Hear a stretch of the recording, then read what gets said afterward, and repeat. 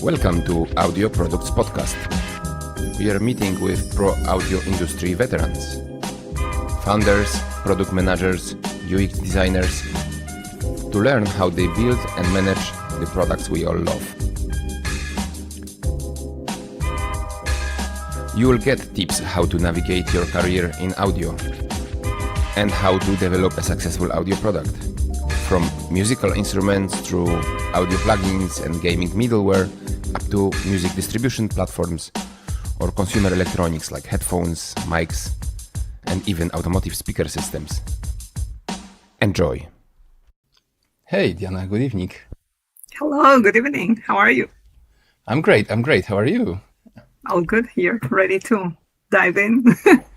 Excellent. I mean, as you know, it's actually a bit, new topic for me. And I was just looking with some, anticipation, but also with a little bit of like intimidation because, you can't be an expert in everything, right? And as you know, Totally. I'm mostly like I work in the more like a music production and so always once curious about let's say, what happens later. And obviously I'm not that active as a musician, to be, sort of worried about all this, like a licensing and data. So I'm very grateful that you accepted invitation and we'll dive into this topic of metadata and licensing and a lot of things. But listen, Thanks to you for the invite. I'm really happy to be here. Great. Diana, so maybe, if you can just start by, telling, listeners a little bit about yourself and, why actually what you do and, what happened, some kind of a little bit like an insight to your career, why you're here and, where you are. Okay. Super. So my name is Diana. I'm based in Aalborg in Denmark, in the north of Denmark. And I am founder at MC Media, which is a music technology startup based also here in Aalborg. And currently we're working at MC Media to develop tools to improve music metadata management and catalog management for the music industry. And sort of my journey started, I think, with my education back in my home country. I did a master's in preservation, in cultural heritage preservation. And after I finished that I started working with preservation of audiovisual collections. So that's how sort of I started into this context. So for that, it's also metadata and all information regarding the actual recordings, tapes, etc. It's very, very important. So that's how I first learned about this. And then further down in my career, I started working specifically in music, and then I worked in the music licensing division of a music distributor in the US. Okay. So that's my background. You see, it's super interesting, especially the cultural preservation.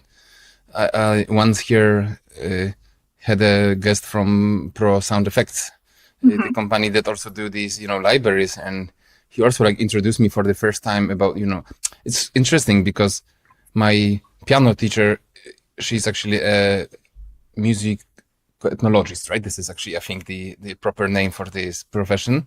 And she also document write music. She's actually like a professional composer or like the conductor, so she can write music very well. And she sort of, takes some music that is about to this thing. And just write this. So we actually have this like a sonic heritage, So when you talk about this like a sonic heritage, I say, oh yeah, I know.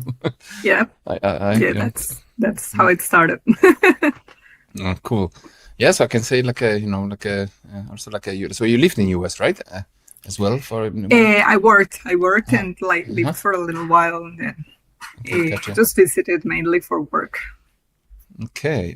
So why actually like a metadata is so important? You already mentioned a little bit but why you got interested about, and actually why would anybody, building products could be interested about, metadata? I mean, maybe just like, explain a little bit, I think beyond metadata itself is being always like a very curious person and very detail oriented, which is why that's how my career path has been as well. So for me, metadata is like the sort of a building block of all these things that we can do, both in preservation, but in circulation, in the terms of music, in distribution, in licensing. Like, it all comes down to that if you look at it like closely. And it's also a really tiny piece of infrastructure in the whole environment of music distribution, that when you think about it, like, you don't see it, but you only become aware of it once it fails. So that's why it's so critical. Gotcha. So, Diana, can we still step back? I'm not sure, I know there are people who just from so many different parts of the industry that are listening. So tell a little bit what actually metadata, or a music metadata is, so just define it a little bit more. Yeah, the easy way to look at it is like, metadata is the information about your information. That'll be like the baseline for me. And that's how I understand it. Because, for example, if you look at an MP3 file, so the music recorded in the MP3 file is your information, but the metadata that surrounds the MP3 file is the information about that information. Okay, so the author and... So that's also why it's called meta. It's like the meta of the data. Gotcha. And yeah, so I mean, an author would be like one of the metadata, right? Or there are many types. There are many types of metadata on any digital file or format. For music, there are like the rights metadata. There is the technical metadata. There is like tags, for example, that nowadays are like one critical part of metadata as well. Sorry, which one? I mean, the last one? Tags. Tags, okay. So that's probably at least three of the most important. So the technical tags, and the first one? As like the rights metadata, or it could be like the basic identification metadata. Title, the author, maybe something. Could be author, title, contributors, and some kind of identification code that you should provide. Different institutions provide. Gotcha. And tags will probably tags. So when you say tags, do you mean?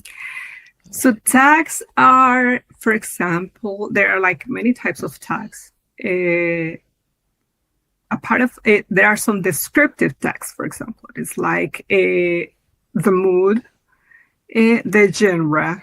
There is also technical tags. For example, is this like the bit rate, that kind of thing. And there is also instrumentation tags. So it could be like, this is just female voice, this is a male voice, with piano, which kind of piano. You can bring it to a really, really deep level of detail if you need to. Yep. So I understand. And all that can be embedded in your digital file. Gotcha. So, I mean, I understand, that it's probably obvious for everyone listening what, why these are important, but can you just say which of those types of data, or maybe specific examples of data are important for, I don't know, discovering music, or licensing music, etc. So why how is it in a systemic way you sort of manage it, and why is there specific, important for specific reasons? Yeah, exactly.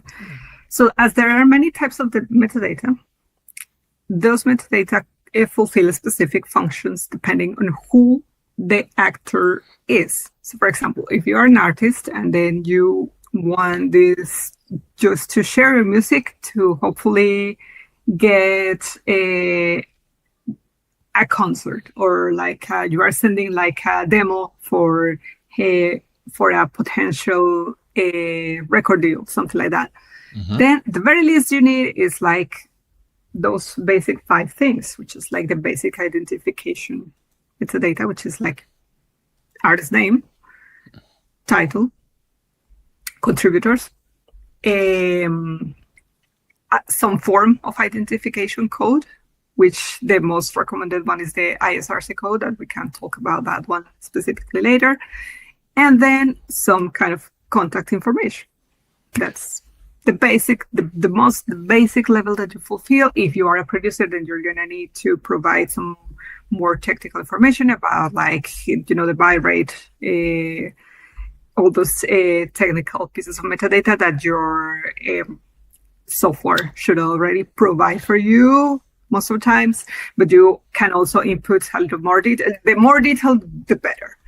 And I got. If I can, sorry to interrupt you. I mean, I always like have this issue, and especially like working in post-production, etc. I have like it's such a headache. You get the data, like a file, and you don't know what actually like a bitrate it is, and it's like, oh hell, it's just like you put video and audio together, and they just completely like go out of sync, and Right now, I just work with a colleague who put the podcast together and say, Wojtek, I need, like a clear instructions. We need to put, what are kind of, but you don't always get this, even from the recording platforms and tools, you don't necessarily get the output with the specific metadata, right? You need. So it's such a terrible headache sometimes. Yeah, so yes, it is. And the longest you work with a specific piece of software, the better you know it. In some of these software environments, you need to enable the automated capture of metadata for the technical details. And some of them, it's already done, that you don't need to activate or deactivate anything. But these things is very, very difficult to do. Some people, like, for example, when you are mastering a recording, some people really go to the length and then put like input information manually, like we did this session, another forgotten piece of usage of this kind of metadata, technical metadata, for example, is when you are after the mastering process, then you have the stems. Usually the stems, nobody look at those because, the master is done. So why do we bother? But actually, in some specific instances, somebody might actually ask you for those stems, and it's really important to have like some technical information, like which kind of microphone, if you recorded with if you were recording a flute, then which kind of microphone did you use, like these kind of things that are very, very useful for further usage of the music. Or like a remixes, for example, right? Or like or for like remixes, or like a remasters or something. It happens. That people remaster like some very old classics, right? And that's interesting. I never thought about this. And there's people who are really very dedicated to this. For example, when there is like remastering or digitization processes, people that really go to the length and they research what kind of equipment was used in the original recording, and then they input this information. All this has to be done manually. This is like women working hours, and this is obviously like a wealth of knowledge that is way more overlooked than it should be. I'm already excited because initially I thought we were going to talk only about like a music distribution, all this like a distributors and aggregators, and I never thought about this from that perspective. And I'm actually like immersed, so I can definitely feel what you're saying. And I also, like, by speaking earlier to Brad Swanson, I saw he was actually like, I'm not sure if you watched this episode, he was like sitting with the like boxes of some old tapes, etc. And I think he's just like a very much like you, like a passionate about the like a preservation of art and culture. I mean, Yep. not that I'm not, but he's just like actively involved, and it was also like a very, how to say, surprising conversation, right? Because I learned something interesting, and I'm the same here. I mean, this is really interesting, very new. Yeah, of course. But I understand that also like from later for music to be found, or like speaking just of music, not maybe other like sound design and stuff, but it's also like especially in the times when there is so much music produced every day and all these platforms are flooded with music, and now with AI music. Yeah. So I think metadata, I understand that being able to tag your music properly so people can find it easily, it can be a challenge as well, isn't it? Yeah, it's and for example, tags, like there is a few catalog management services that allow you to like sort of have like a automated tagging workflow, but the level of accuracy is still, I mean, it's good, but it could be better for sure. And of course, not comparable to the actual people who mastered or the people who did the mixing to be able to provide this kind of information that'll be actually more accurate and more useful for the circulation of music. So, but this is a process that's labor intensive and it's time consuming, and therefore is way overlooked in those processes. So that's why this information is like really difficult to find, that it's like authentic, that it's accurate. And I've only seen a few instances in which like self-produced artists really go to the process of doing this like very consciously, but it's like such a long process and tiresome that is constantly overlooked. Oh yeah, I mean, I remember when I was publishing my album on Bandcamp, I believe, and it's also like there were some tags, very like a late. I'm not sure if this is what you mean. I understand you can probably like input earlier in the production, but it was just like like tags about mood and and it's not like and it wasn't obvious. I say, hey, what kind of music it is, But you see, to me, it was actually like a challenging, because I didn't know. I knew what instruments, and I can say, okay, piano and strings, but I wasn't able to, guess how people actually look for the, for the music. And if I was actually like a bit afraid that I'm going to, make it like a nice, calm music. And, it's just like a categories, so you're just putting yourself into a bucket. But for example, look at yourself from the perspective of how would you search for music? Because, for example, one of the most common searches, like I think on TikTok, is like upbeat. Okay. So what's going to be captured? Anything that has that tag is going to appear in the suggestions. Same goes to Spotify. So if you have something like it's catchy, but it's less words that nobody thinks about, the ones that actually draw the most like the attention of the algorithm, just to say.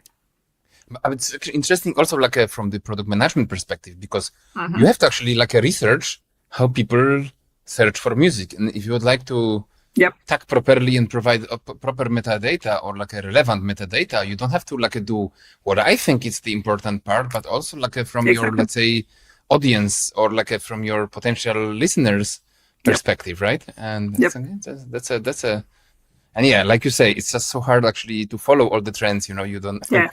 I feel like a boomer already. Like some words that don't. What is this? Yeah, I was actually it evolves so fast that, for example, now with like all the generated content, it's like there's like a lot of suggestions on how to be able to, or how to tag it properly, or if we should come up with like specific metadata field to identify generated music or parts of the generated, song or beat or something like that.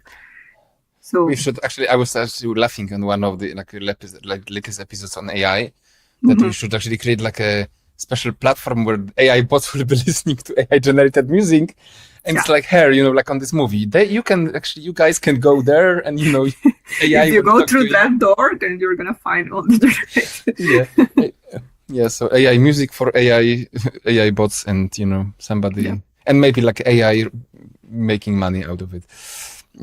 But laughing aside, so which, like a fields are, for various reasons. You already mentioned tax, but if you want to like be systematic and say, what are specific, data that are important for specific reasons? I think let's just talk about, let's go back to the just 5 basic metadata fields for basic identification, because there is problems, like we all kind of agree that these 5 items are really important, and most people usually would do it like out of, I don't know, common sense, for example, or experience. So for example, for the first one, for artist name, it's not only that you are ingesting your name, you ingest your artist name. That's why it's called artist name, because that is supposed to be the same across all of the value, like all of the distribution chain. So if you change your mind at some point to say, I don't want this to be spelled with a Z, I wanted it to be like with an S or something like that, that's immediate cause for trouble, because it's gonna generate like a disagreement between like the automated detections that exist out there. So the most important thing is consistency between in those 2 very important metadata fields, which is artist name and title. It's important to keep it consistent, even if it's a remix. Like, we know that there is more like a common convention to put the remix between parentheses, but the title should be the same as the original version. Otherwise, if you don't change your ISWC code, then it's not going to be identified, sadly. So there you have it. And sorry, so even if your code is correct, it could generate a mismatch. If it could definitely need. It would need somebody to take a look at it and say, oh yeah, this is the same. But this requires a human to do the operation, and the chances for this mismatch to come to an actual person's attention are like very low, because everything is based, like the whole foundation of the royalty distribution is based on the automatic detection of this information. So if you are not accurate and consistent, is very, very difficult for this to work. Same goes to another piece of information, such as ISRC code, which is ideally what you should input in all your MP3 or whichever digital format you use, because that's also another critical piece of information to be detected and tracked. Any mismatch, if you you confuse the 0 with the 8, you put a space, that's immediately a mismatch. And same goes through the other 2 pieces of information, which are contributors. This is a difficult one, because depending on how this specific piece of recording is going to be used, there's some leniency. You don't need to put everybody that has a split on this song in that field. But for example, if you are doing a remix, so who is the contributor, that kind of thing, you have to also to make this kind of decisions. And for the contact information, you need to decide if this is going to be an email, this is going to be a phone number, and it's going to remain consistent throughout everywhere where you ingest this information. Interesting. Yeah. So, I mean, but I understand that you're not, like, except for ISRC, all other information comes from you. But I mean, you can generate, I know we can't, but just for the sake of listeners, you don't generate this specific data, right? Codes by yourself, right? So you just get it later when you distribute music, right? You can get it like the ISWC, which is the composition identifier code. You can get it as soon as you have decided what your lyrics and your chords are. You don't need to have a recording to register it.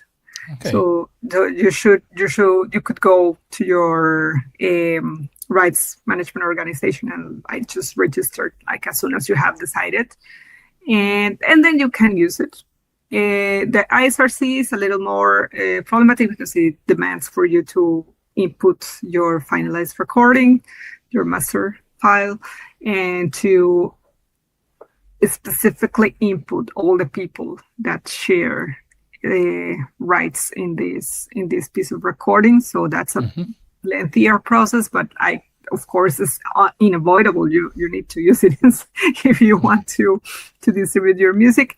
If you are a self-produced musician, this is a critical step, and it involves that you have that you be mindful and you are organized with this information, because it's very easy that you are registering information once, twice, and if any small detail that doesn't correspond to the thing that you registered before is going to cause a mismatch or a misaccredited or a unmatched royalty situation further on.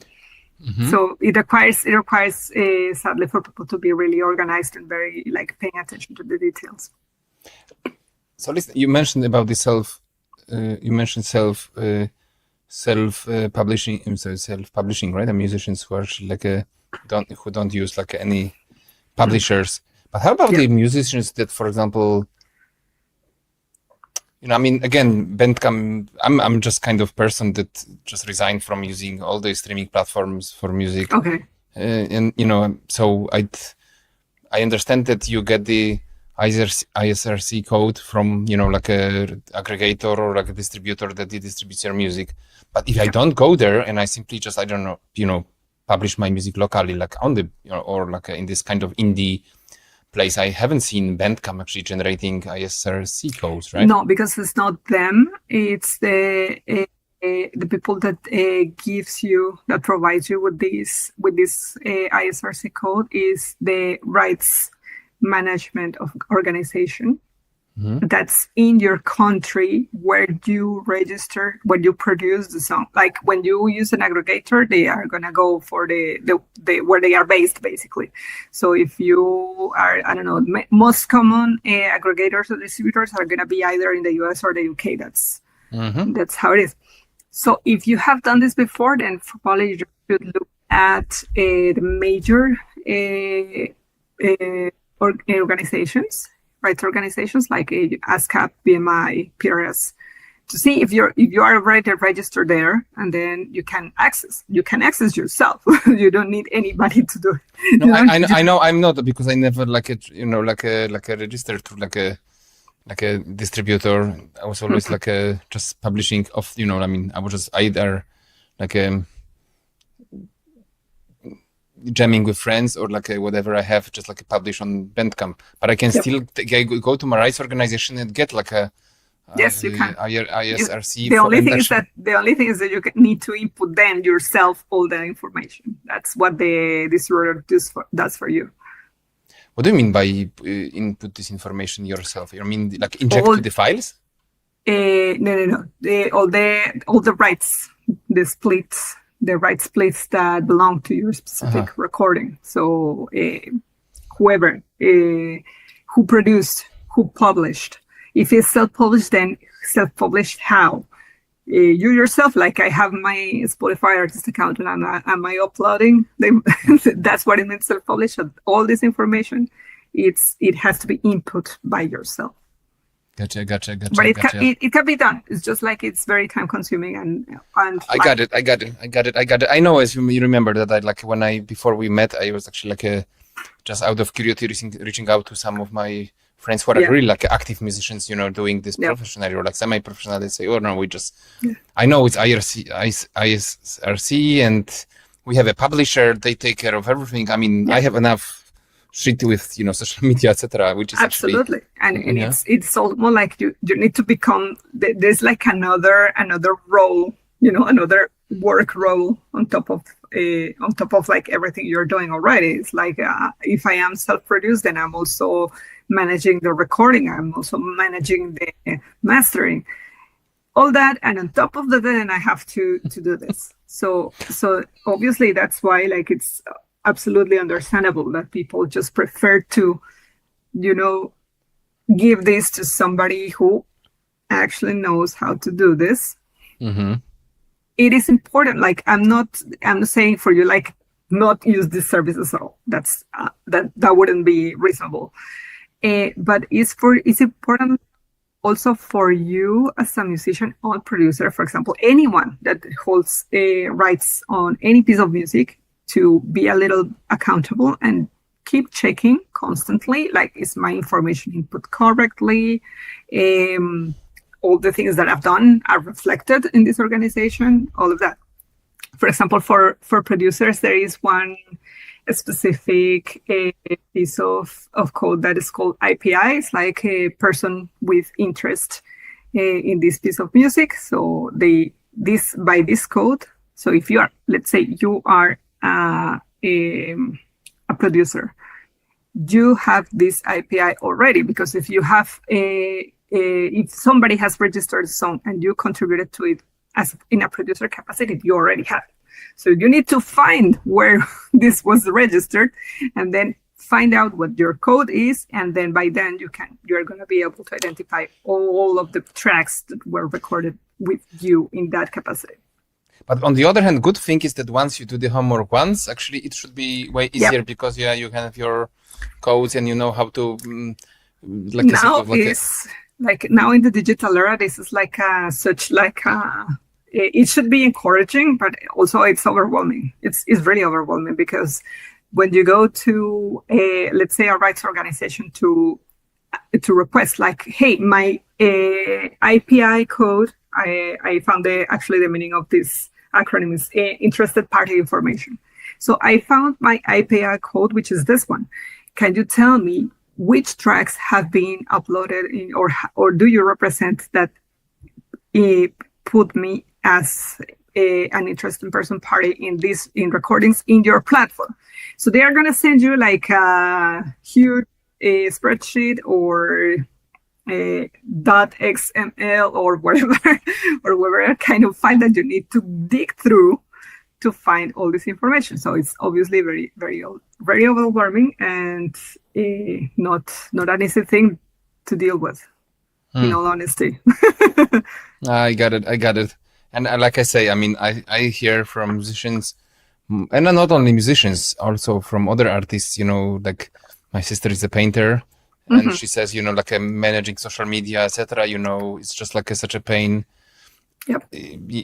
Yeah, you have to, you want to focus on art, and it's actually already like a overwhelming task, and you don't make a lot of money anyway, and you have to do this and you have to do that, and it's just like you need probably to have a like army of people, really, like an investor or some kind That's of. That's why it's not that easy to be self-produced, honestly. Like the whole chain of music distribution is like full of this kind of details that are really time consuming. It's just, if you're not familiar with that, if you don't know where to start even, it's very difficult. Yeah, I know. But on the other hand, I don't want to be some like rude or like a blast people on here, but I'm always a bit like like a big labels and stuff. It sounds scary, and you hear what kind of deals people get. It's just it's just another. That's also a reality of so how it's just like a business works right now. Yeah, exactly. So what are those standards? I mean, sorry, maybe if I can just like a step back, because we just like jump. It's so interesting. So it's so easy to jump between topics. Yeah. But you mentioned those five the critical metadata. So which of those, or maybe other, are important? For different purposes, right? like a discovery, licensing.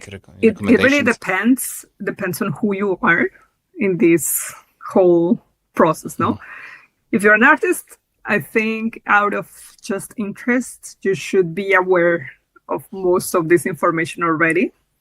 Because when you sign a split agreement for your song, then you already know who is involved, who has rights over a percentage of your music. So you are already like kind of aware of this, like the intricacies of the management of this information, probably you're not so aware of, but you should be already aware of what the information is. So for example, for artists and songwriters, the most relevant standards would be like, as we've been talking about, the ISRC code, the ISWC code. There is another one that is like UPC, if I remember correctly, which is like mostly used like distributor side, but it's like which one? Can you say it again? You know, what was the abbreviation? UPC is a piece of information that allows you to identify, for example, this is the song part of an album. Is the song part of a like a single, or is the song part of a compilation? In which capacity this song was released? Okay, UPC. I'm just trying to find. It's also a code. And how do you? What's the abbreviation now code? You have like three different pieces of numbers, which is along. Each of them has between 6 and 14 digits. So. UPC, like the universal product code. That's what you mean? No, it's a it's a universal product code. Yeah. Okay. Yes. So that's already like you have those things. You are already like, I'm gonna just turn this off. I'm done for today. But I know that you mentioned already also like from producers, I don't know, mix engineers, etc. There are this technical data probably are super important, and like instruments and technical data, bit rates, like all this stuff that can help a writer, like, remaster, remix, come back to, to the original files and play. For producer, there is one, like I have my notes here. There is one that's called a recording information notification. It's another code. It's called RIN. But this is a piece of information that's produced by it's going in your embedded in your metadata, or if you had an agreement with your producer, then he should provide it, because this is going to be picked by the distributors, and the distributor is going to give it to the rights organization. So this helps to expedite the process of identifying other persons who holds rights over this piece of record. So there, and like that one, there are a lot.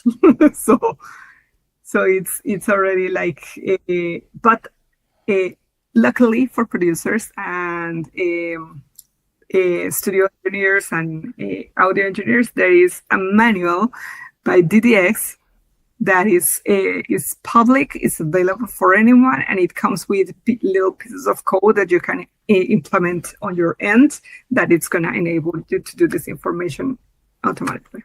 Perfect. We can.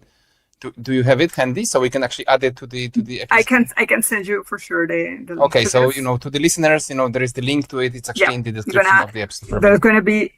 I'm going to forward some useful resources, because obviously this is like a chain of information. So I can already see like a web of all the little links. They need to be consistent in order for you to get paid. It doesn't matter if you're an artist, or if you are an audio engineer that has shares by producing, by recording, by mixing.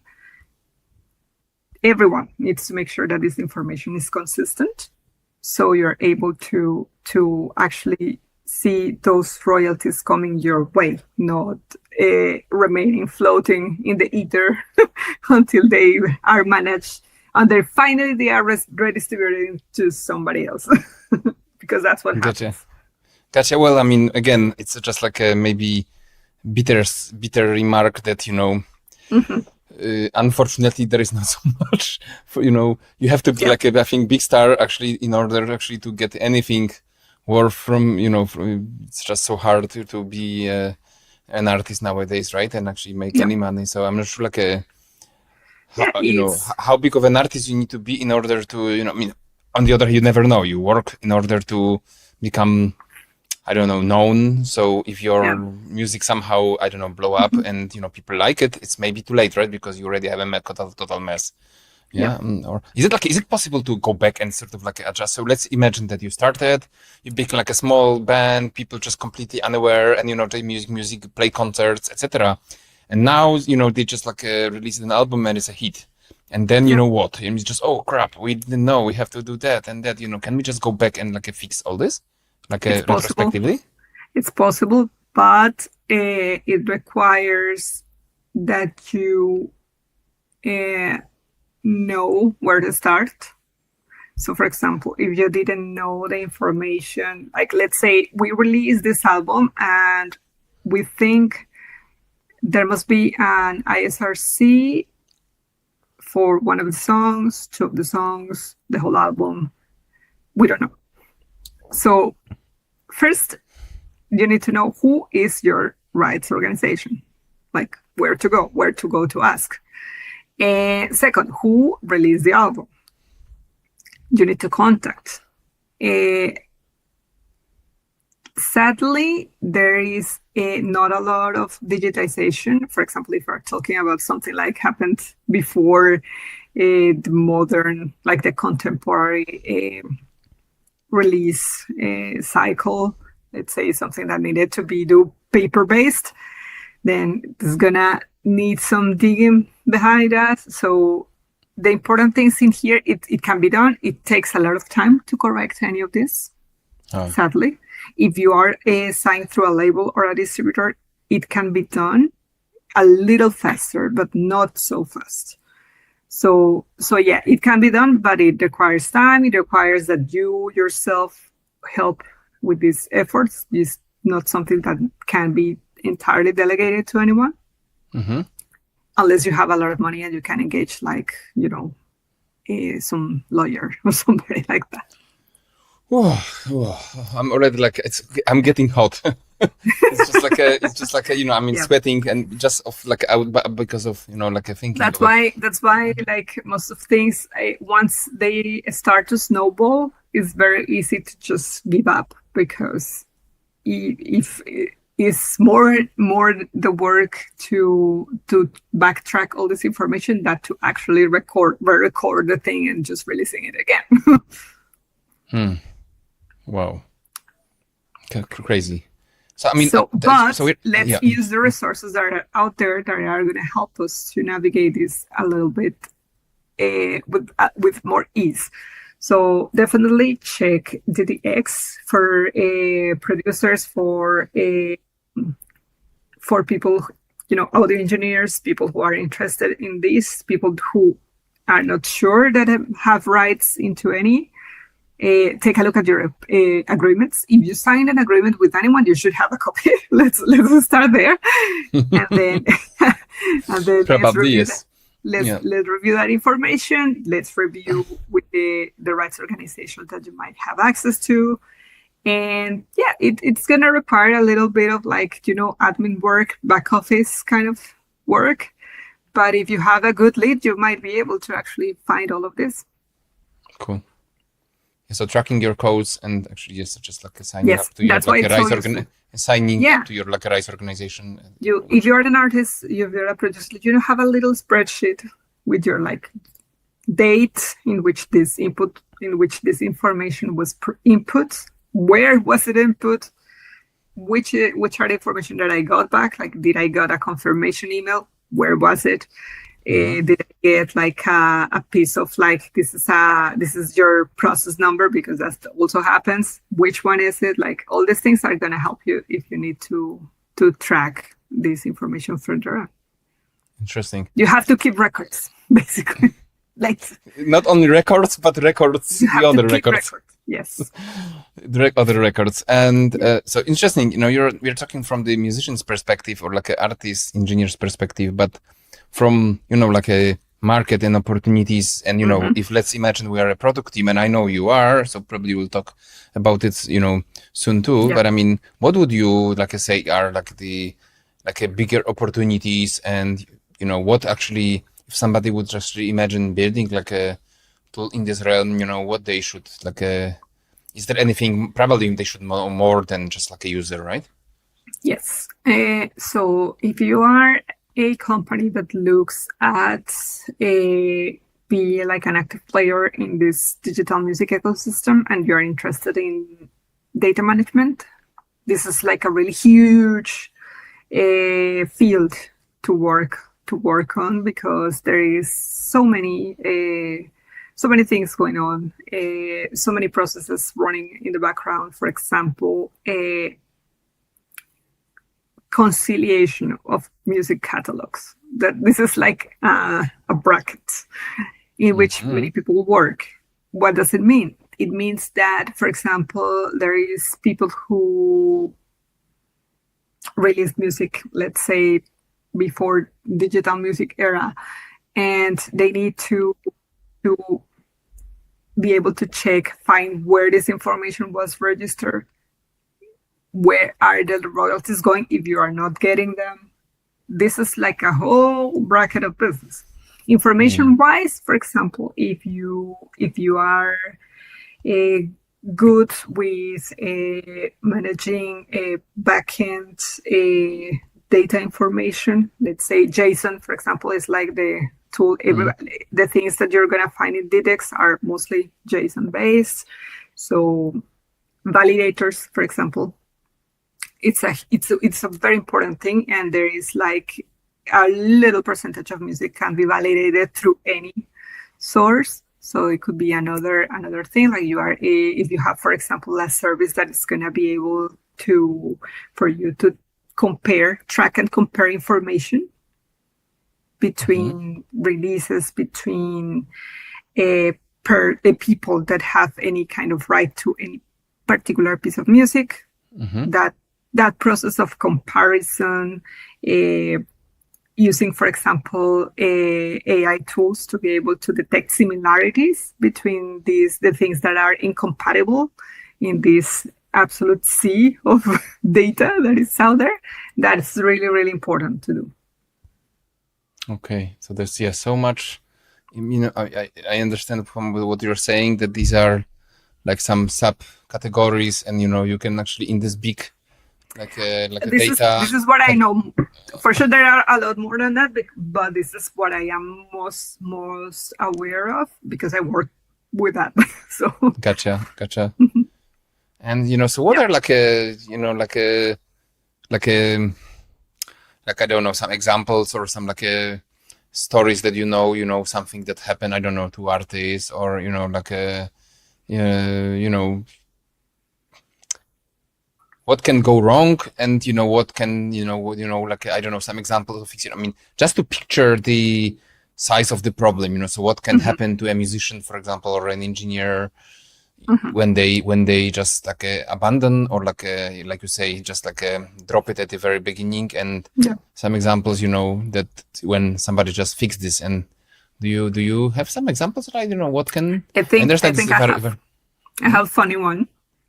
Okay. It's like in some distributors there is like a bit of like how to best describe it, like a little fear when you release a song that has like a very unconventional title. Okay. Because when you have like things that are, for example, that has like a word that has like a very particular spelling, or something that you change a little in your, let's say you replace the vowels with symbols or things like that.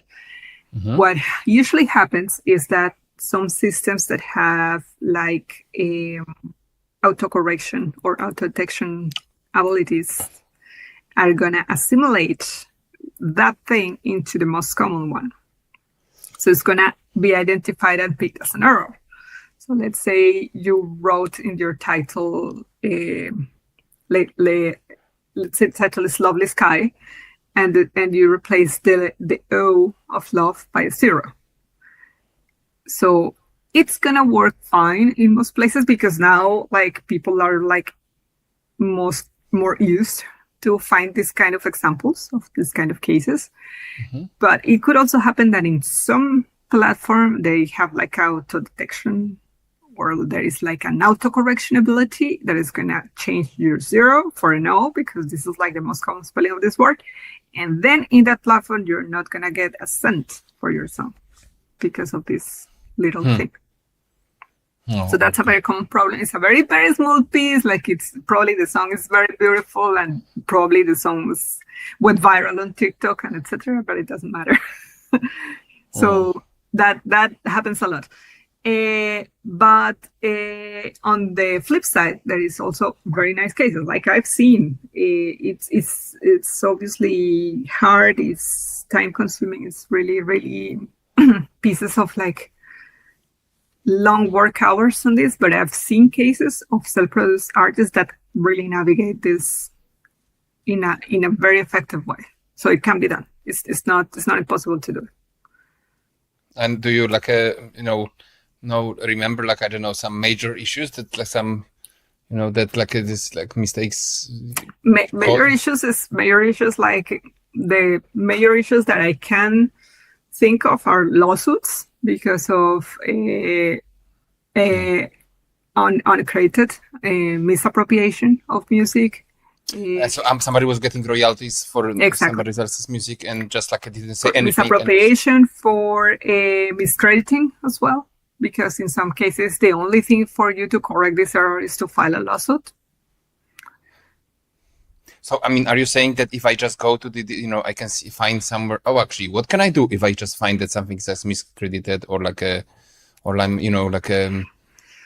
is this what is like a let's say nice path, right? Because you are saying the nice path is you go with the artist or the artist manager or the artist distributor. Let's say if you were a producer and you found that I'm not getting the percentage that I am due because of this song, but you have a good relationship with the artist, you didn't fall out of touch, etc. Then you go to the artist or the artist manager or the artist distributor, and then just say like, hey, I just noticed this, is it possible for you to correct it? It'll be like very like nice communication terms, and that can escalate to any levels that you can imagine. I get it. Oh gee, I just like I'm just like laughing because recently I like found a guy on I think on he was like an Instagram guitar player who was actually like become super popular, and just it was obviously like a play like a play along video, so it was obviously not like he was not playing live, it was too perfect, etc. But what people, and obviously he was I think accredited with major guitar brands, and affiliated with so many like a gear companies later to realize that he was actually like playing other people's music and just I mean literally like taking from small channels some of their that happens all the time. Like I mean but he was just like I don't know millions of followers, right? This kind of I can say who he is because I think it's just such a shame. Like his name is Giacomo Tura, and the funny thing is that he's still there, and he just like he didn't even he apologized on YouTube where he doesn't have actually so much. He's just of course. Obviously, like all the guitar brands, Fender, others, just like I'm not sure it was Fender or somebody else, but they just obviously like automatically stopped working with him because you become like a major. Everybody just learned he's a fraud, and moreover. I'm not sure if you know Rick Beato. This is like Everything Music. I think that's his channel. He's the guy who just interviews like a lot of musicians. He made interviews like with Sting and Brian May, and recently with Red Hot Chili Peppers and Rick Rubin, and so many. It's like a biggest channel on music channel on YouTube. It's just like an old rock and roll guy, and he actually said that he once invited over this guy to his LA studio, and he didn't like publish a video of him because the guy couldn't actually even play good enough to be to be like a to be featured. Okay. Yeah, to be featured, and that was crazy. And I mean, like you say, it happens a lot. But it was, the funny thing was that nothing happened. People just call him out, and he's just like still doing the same shipped. Yeah. It could be like there are also many cases of this. Like it's like big fish versus small fish with all the implications. But there is also a lot of people out there that help with this. So I would say the biggest advice would be don't give up. Reach out to your rights organization. Because if they are not able to help you directly, they might be able to recommend you something who can guide you and who can give you a hand. So, for example, in the music industry ecosystem, at least here in Europe, there are a lot of like companies that are working actually on this, like on tracking rights and the appropriate use of music, so you can get help. Definitely, it's not going to be fast, but there is people that can help you out. That's great. I know that some of those people probably just I don't know, play videos, then don't even think of just making money of it, but it's just really I think sometimes just a matter of principles, right? It's just and there is honest mistakes as well. It's very common also to find no, I just did this production because this artist is my friend, and then we never had any formal agreement, and I just want to know what happened with that, and it's in those cases, then you have to talk it out with a person. Yeah, that's a great, also another great advice. Yeah, because I mean, I know it happened to me as well. So I'm not saying that there's finished with the argument, but I mean, if you just play with friends, sometimes you simply just do it just because let's just let's have fun together. But I mean, later, actually, maybe we should have some kind of agreement, so it's actually a clear between us as well. It doesn't break our friendship, so it's just totally. And it's not just for you to have any kind of agreement, written agreement is going to help everyone. It's not just for one person. Absolutely. Diana, so from the I know you are building a startup, so so you also have this perspective, what can be done. So, from the builder's perspective, what are these big problems, so how to fix those, how to fix issues in the system and why it's so hard? Or maybe that's the question. I think, or at least what we do at MC Media is to start with a very specific goal. It's first, our tools need to be as basic as possible, as easily accessible as possible, because of the underlying complexity of all these processes. People get discouraged very fast. So anyone, I think, from my perspective, anyone working with music technology or with audio product technology, the most important advice is just to do a really good audience research to really know the needs of your target group. That's what we have been doing all this time, because you can't really predict what are the things that are going to be needed the most. So, for example, I find that people think that, for example, if going back to these 5 basic metadata fields, there's a contact field that usually is you see it in your file or in your catalog, whatever you're working with. You see it as comments, but this is where your contact information should go. But the common feedback, I guess, is why should I embed my email in my MP3 file if I am just attaching this MP3 to an email? So why? It's the email's there, and it just, of course, it's there. But then once the MP3 is downloaded and rotated, God knows where, then how are people going to be able to find Yeah. you? Yeah, nobody will actually take it. Oh, what's the email and just insert? You have to just like a field. The cross references of information is like is like also an important process that is very difficult to find. So that's those kind of things. Like, let's start with the basics. Let's know our audience as best as we can, and let's find really good partners. Let's reach out to DDEX. Let's reach out to IFP. The IFP is the Independent Publishers Organization. They have a lot of resources as well for anyone that works in any capacity in music. So that's also very good. Like, there is tons of webinars that you can join, things that you can find, one-on-one advice that you can find. I know that DDEX has webinars quite regularly. So that's also a very important resource. They have they have a full website with all the resources that you might need, going from database management to just they have a glossary, which is like something that where we all need to start, for example.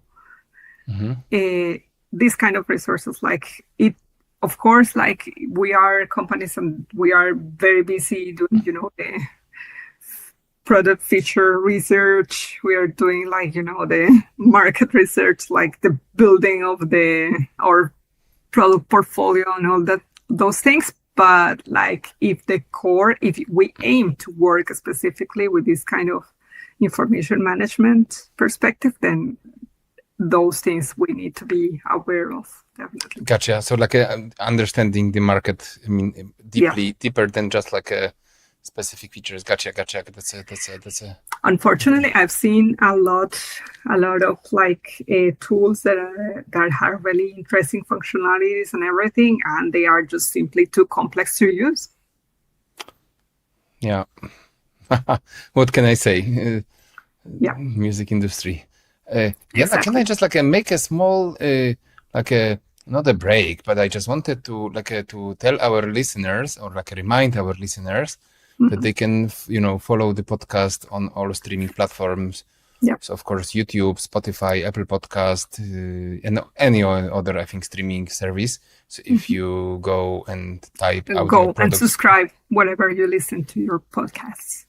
Exactly. This will help us, to bring great guests like Diana and actually go deeper into the, into the industry. But there is also a Discord server called Audio Product Academy, and Diana is also there. So if, for example, after Proud the podcast, yes, thank you. And so if you have actually questions and something are actually interesting, you can find Diana there and talk one-on-one with her, or post a question in the in the wider chat. And finally, we also have this small support page on Buy Me a Coffee called Audio Podcast simply, and you can also become a premium member and subscriber. So it's not just a donation.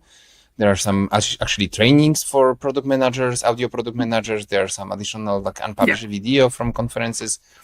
It's obviously non-profit project. We're just inviting great guests and experts, but you will be super happy if you help us a little bit, to keep going.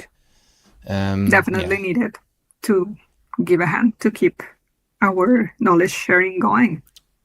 Absolutely. Thank you very much. And so so with this said, let's go back. So I have one more. I mean, there is plenty of other questions, more specific to product and generally building products. But you mentioned, a specific organizations across our conversation. Obviously, your RISE organization and distributors and aggregators. So just for the sake of making order in our sandbox, can you just list those critical organizations? They're the part of this, data ecosystem that. Okay. So let's say for me as a music tech startup, for me, my key partners are first rights organizations, because they are constantly putting out like reports of, for example, which songs weren't tracked this year, which problems did we have this quarter or this past year. Mm-hmm. So for me as a company, it's really important to know all those things, like what's going on out there with them. They manage the information. That's why it's so important. They are the end point of a lot of information, Mm-hmm. and the starting point of a lot of other information as well. So rights organizations, yeah. Another one, the ones that I mentioned earlier, definitely DDEX.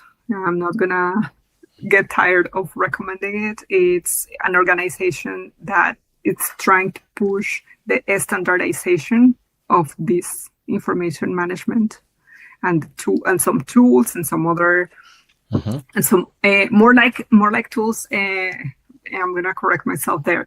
More than tools, like protocols on how to use this information, what to ask people, when to ask people, all that kind of things you find in there. And they are really proactive, and they have a really good work on trying to communicate all these things that are really critical for information management in the music industry. Beyond that, the ISP, the independent publishers and organization, definitely, because they also have access to like a wide pool of people who are the producers of a lot of this information. So if we aim to work in rights management, catalog management, metadata management, we can target them. We can tell them like, hey, this tool, like we know everybody has a problem with validation, cleaning of information, comparing and matching information. We can help with this. I'm not really sure, I would definitely recommend to check on their website, because they have for sure they have a newsletter, but they have also some other ways to access the directory of their members. So that would be Okay. right. You can also become a member. Like, you don't need to really become like a label to access that. Which other organization? I would say, if you really are interested in working with artists, musicians hubs, like NGOs, associations that works with the upscaling, with the capacity building in music. Any of that kind of thing is really good input to be able to reach artists directly. I think that would be the most organized way to try to do it, if you're interested in working with artists directly. Producers, there are like any number of companies out there, but like hubs. I believe that in our Audio Product Academy there is also an sizable number of producers out there, so we reach out to each other to ask the questions like, hey, I've been thinking about this feature, what do you think? That kind of thing. Like, the main advice would be like, don't be shy, and don't be afraid to reach out and ask for input. Yeah, that's a number one thing, for like, I think every product manager in any domain, right? Not just like just like be close to your to your customers. True. Yes.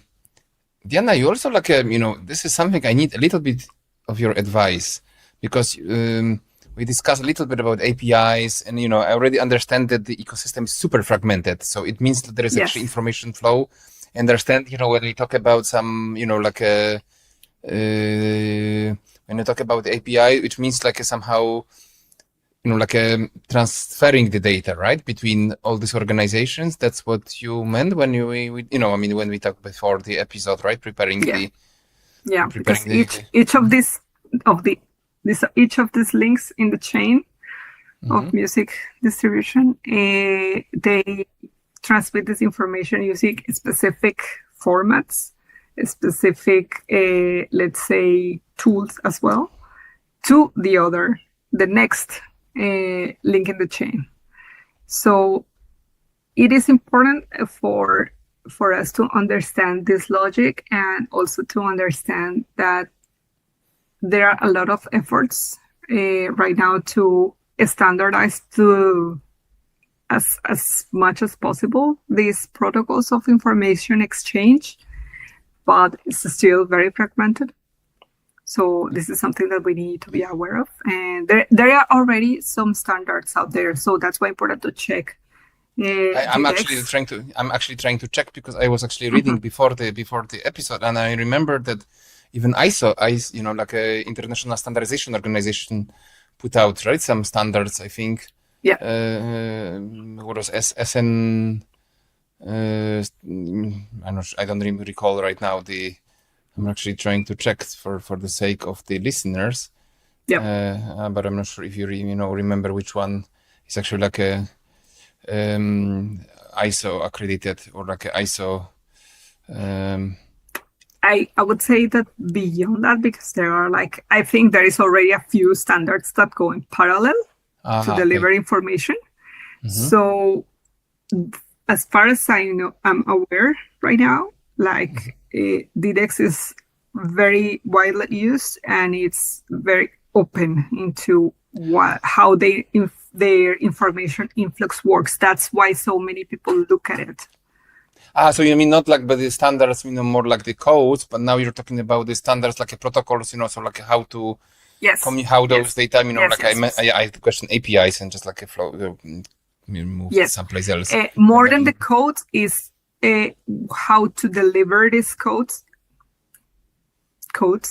So pieces of information are codes, pieces of information are this identification information, and so on. And there is protocols to deliver this information throughout all of these actors.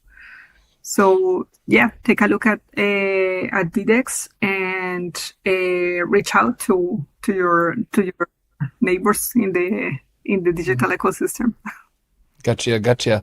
I just recall that right now that the other standard I meant was ISNI, International Standard Name Identifier. I just read something, by the way, in our rights organization in Poland, ZAX.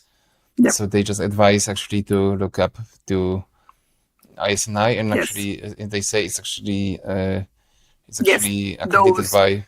Those kind of standards are gonna tell you know how to title your music. That's not the point. What's gonna tell you is, for example, if you are drafting a self-registration on your rights organization, that standard is going to tell you, keep in mind these things in regards to the title. Or if you are a company, let's say you're a small label, you're an independent small label, then that standard, what's going to tell you is deliver this field of information in this way to the distributor, in this way to Spotify and the other streaming services, and so on and so on. So those are little protocols to ensure the information is conducted accurately across that chain. You see, I never actually, it's not that I don't know that, but I never actually gave it so much thought before meeting you, how even from the software and a data flow perspective, this ecosystem is even working in a medium-sized company where sometimes you have CRM and so many systems. Yes. A data management can be total a pain in the ass. Yeah. And you have some kind of master data management, special processes that allow the company to use and they overlap. And if they are not able to be paired, then you are creating another issue in there. That's why these protocols exist, because there are like different systems going in parallel. Yep. So that's why I'm just trying to say that even at such a small scale, this can be a problem, and sometimes require like a people who just do nothing else but this. I'm just like thinking, like extrapolating it. And now we're talking about the entire like system globally with millions of billions of people making music and just like publishing everything, and every country has a different. It's just like crazy. Yeah, I got it. That is it's not like this very like a decentralized and fragmented. Yes, it is. Yeah. Diana, so if you could maybe share with the listeners. Before we do that, I mean the typical question nowadays, right? I mean everybody could ask AI, but is this like do you really think, accept of a hype, is from your perspective, or like does AI have a chance to solve some of those problems with this fragmentation and data flow? I know it's still like some people say it's not perfect yet, and it's hallucinating, etc. But I mean, can you see a potential here in this space? Definitely. I mean, if you look at it just from a purely IT perspective, definitely managing vast amounts of information. Definitely, that's a really good tool just to processes of like matching. Find me all titles related to this code. And then you can introduce variations to those parameters, so you can include more information search. And in there you are reducing the chances of missing some alternative title of a specific song that was like misspelled in when this was released in Japan, that kind of thing. AI AI is actually great in like large quantities of data. Yes. That's perfect. And, you can actually, as you say, like a prompt it. So, it's just like have certain margin of error, etc. It's just, that's a cool thing. Yeah. I can see that. I mean, there's some markets that it doesn't work very well. I was actually trying, for example, to like make a more detailed analysis of a DAW, like a digital audio workstation. I work in Avid at Pro Tools team. So we're just trying obviously to like compare and, but I mean, since this is just very small market and comparing to, like a wider music, so I couldn't get a reliable data, right? But I think it's just a perfect application, right? Because it's just like that's a really important work case, for example. And if you are, let's say you're a small independent label, you are releasing on behalf of like a tiny pool of artists, you can train a second brain with your catalog, and you can start trying to detect, to fail-proof your catalog. That's you see, I was at the very beginning, how to say, maybe not a big critic, but I mean, skeptical about AI. I still am, of course, because of how culture changes. So being in the culture field is obviously there's some, you cannot only look at the profit, of course. But I mean, recently, because of like running this project with podcasts and education, etc., I mean, I needed some helping hand, so to speak, and I learned how to, use this GPT and other models.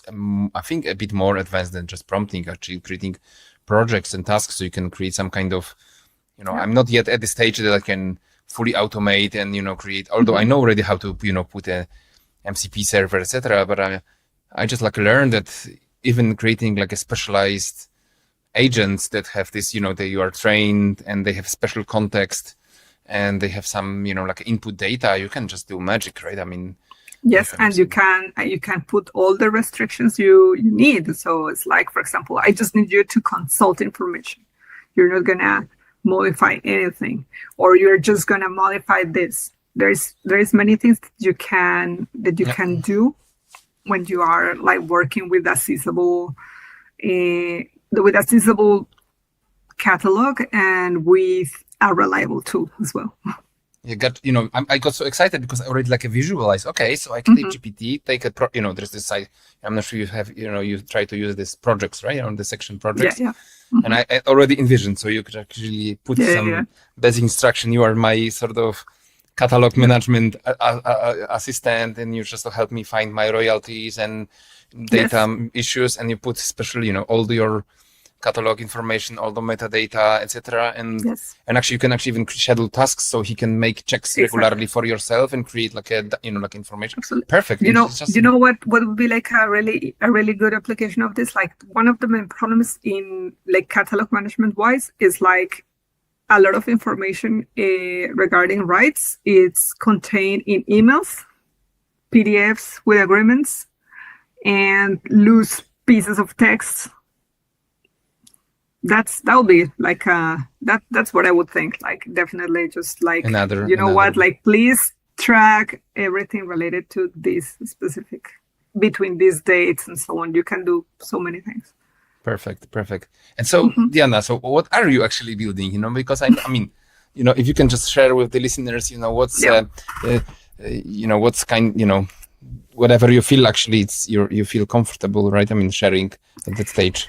Sure. At MC Media, we work to develop tools. We are not very limited on like a specific product. We devoted a lot of time to research on the needs of our targeted users, which are like basically self-produced musicians. In the early stages of their careers, we are trying to put out a browser-based app that allows you to self-embed information in your MP3 files on the go. The key to our products that this is going to be on your phone.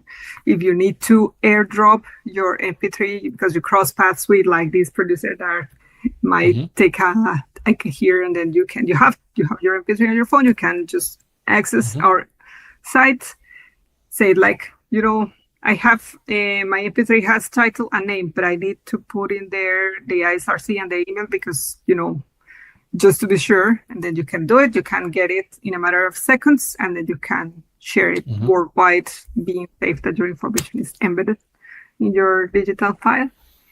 And from then, we are testing our infrastructure and our technology to be able to come up with more products. So that's what we're doing. And I know that you already just like working on creating some beta testing, right, of this app? Yes, we are definitely ready for that. Really looking forward to all the kinds of inputs that we're going to need, especially regarding usage, because as we've been discussing throughout this session, is very important to know the actual needs of your customers. Although we already have like a very reliable information base, we need to know real usage cases. Yeah. So with your permission, we're going to share an early access to our listeners here. Absolutely. Everyone in the description. Exactly. You go to the description, there is a form, and you can register and actually get early access to what MC Media is actually building. Yes, the basis of the premise of our products is just like basic and fast to be used on the go. Yeah. I mean, that's why I just like, how to say, connecting the dots. I mean, as you say, I feel the pain, so to speak. Because I also make a little bit of music aside. I'm the person who never registered. Of course, I never planned to be an artist or big artist. And I used to actually play music back in 90s, with some small local bands, and we actually even did instruments. But I mean, to me, it's just crap. Another thing, to worry. It's just registering. I mean, I have an account with our local rights organization. But since I'm just mostly recently also involved in business and creating tools for musicians, I do this too much. But I would say, it's just like another Pandora box that I'm afraid to open. Yeah. So but you're not alone in that. You're not alone in that, and there is a little bits of little actions that you can take today to be able to improve that situation. I always like laugh about this podcast that this is just like I made myself like an MBA in music for free because I'm just like interviewing the best, experts in the specific fields. Obviously, I have to sort of expose myself and sort of show that I don't know things in front of many people right now, thousands of people. But that's fine. I can live with that. But I mean, at least I can, sometimes really, pick people's brain on specific topics. So that's a great thing, and I already feel a little bit more confident. Especially I read so much, and obviously, and I know a lot of information. You mentioned I know, but it's all fragmented, and it's obviously scary because you have to, something actually. On the other hand, what I think about a lot, although it doesn't concern me specifically, but I mean I have a lot of artists around me. I mean, I think we all do. And I think the one thing that they always cry about is actually, what happened, how much they have to be, on social media constantly. And oh, yeah. Oh, this is also another, I know that there are these publishers, etc., but still, they won't make, a short for you, right? They won't. And it's just like my sister, for example, little sister, she's not that little anymore, but younger sister. She's like a painter, and she says, it's just like, oh, gee. And she's also not extroverted that much, so she doesn't like to show her face. Yeah. She prefers actually to show her arts and focus on arts. But unfortunately, if you don't speak about yourself and sometimes don't show your face, it's so difficult, right? And I mean, some musicians saying, hey, it's just like, I feel like some kind of teenager making, a fool of myself, because they say, oh, you have to keep the, algorithm, running and even doing the podcast. I mean, constantly being anxious because I have to put up, some shorts and etc. It's just it's crazy, right? So, but yeah, I think it's another topic for another conversation. Yeah. Probably yes. Kill the algorithm, right? Because there is also metadata for that kind of short form videos. Oh, okay. Okay. Yeah. So how to crack the code of the algorithm, right? Yes. Yeah, I think that's probably one thing they keep, protect very much, right? I mean, all these big company, big techs. Yeah, definitely. Anyway, Diana, I mean, thank you so much. I mean, it's really a amazing conversation. Thank you so much. Thank you. Listeners, remember to. Thanks to everybody who listens. Yes, and come join the Discord server so you can connect with Diana and actually definitely continue the conversation. Yeah, thanks a lot. Bye. Thank you for listening to this episode. I hope you liked it. You can find us on Spotify, Apple Podcast, and of course on our YouTube channel. Make sure to subscribe to it and hit the bell, because we publish a lot of interesting videos there, not just the episodes. You can also become a supporter and get premium content like additional reading, unpublished videos on our Buy Me a Coffee page, linked in the description of this episode. See you in the next one. Yo.